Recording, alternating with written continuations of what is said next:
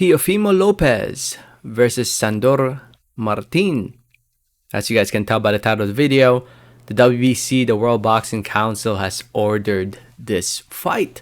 Now, before I get more into the video, I just want to say thank you. Thank you so much for watching. Please subscribe for more boxing and please hit that like button. It helps out the video. It helps out the channel. I'd really appreciate it. So, to those who don't know yet, the WBC, the World Boxing Council, has a convention currently going on where they're deciding a bunch of things when it comes to the WBC in the sport of boxing. And they've decided to order this fight between Lopez and Martin. Michael Benson, who writes for Talksport.com, recently tweeted out, and I quote, it reads, "The WBC have now officially ordered Teofimo Lopez versus Sandor Martin to determine the second, yes, I'm saying that right, second mandatory for the WBC super lightweight world title. Regis Prograis versus Jose Zepeda already set for the vacant world title on November 26th. Jose Ramirez is the first mandatory." So yeah, it's not a bad idea, but just because the WBC ordered this fight between Lopez and Martin doesn't necessarily mean it's gonna happen. I hope it happens. I think it's a good fight, but the way it looks like, Teofimo Lopez doesn't really need to fight Martin to get a shot at the world title, because if you look at the division right now, Josh Taylor used to hold all the belts, but he vacated 3 of them. Alberto Puello recently just won the WBA belt. Right now, the WBC is vacant, and Zepeda and Regis Prograis, the number 1 and number 2 fighters in the division, will be fighting for that vacant title. Jose Ramirez was dropped to number 6, but he is still the mandatory for the WBC title. So pretty much, the winner of Prograis Zepeda will fight Ramirez next, and then the winner of that fight will fight the winner of Sandor Martin versus Lopez, who is ranked number 3 and 4 in the WBC in the future.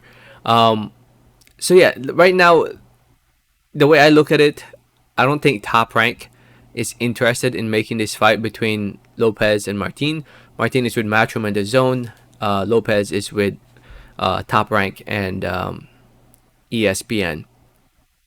Unless Matchroom is willing to allow Sandor Martin to cross over to ESPN, which I don't think they will, but who knows. Plus, right now Zepeda is currently with Top Rank. Prograis is with Probellum. So if Zepeda beats Prograis, Zepeda gets to keep the belt. He'll be fighting Ramirez, who's also another Top Rank fighter. The winner of that fight will be a Top Rank fighter fighting Teofimo Lopez. So yeah, there's no need for Lopez to risk it against Martin if he wants to fight for the world title, because the likelihood of a top-ranked fighter winning the WBC belt is pretty high, considering that if Prograis beats Zepeda, he has to fight another top-ranked fighter in Ramirez. And the winner of that fight, unless Prograis wins, then it would be harder to make that fight for Teofimo Lopez. But then again, the WBC belt is not the only belt that he can fight for. He can fight Josh Taylor, who's also with Top Rank, who was in talks with a rematch with Jack Catterall this coming February. So, if you look at the stats, the stats say that this fight won't happen. At least I think so. I mean, right now, at the time I'm making this video, Lopez has a fight coming up against Jose Pedraza this coming December. That's something to look forward to. And as for Martin, there were rumors. I don't know, I forgot to press pause. There were rumors that that he could fight Ryan Garcia if the Tank Davis fight does not happen. So yeah, that's a possibility for Sandor Martin. And Sandor Martin deserves a big fight. He really does. Sandor Martin defeated Mikey Garcia last year.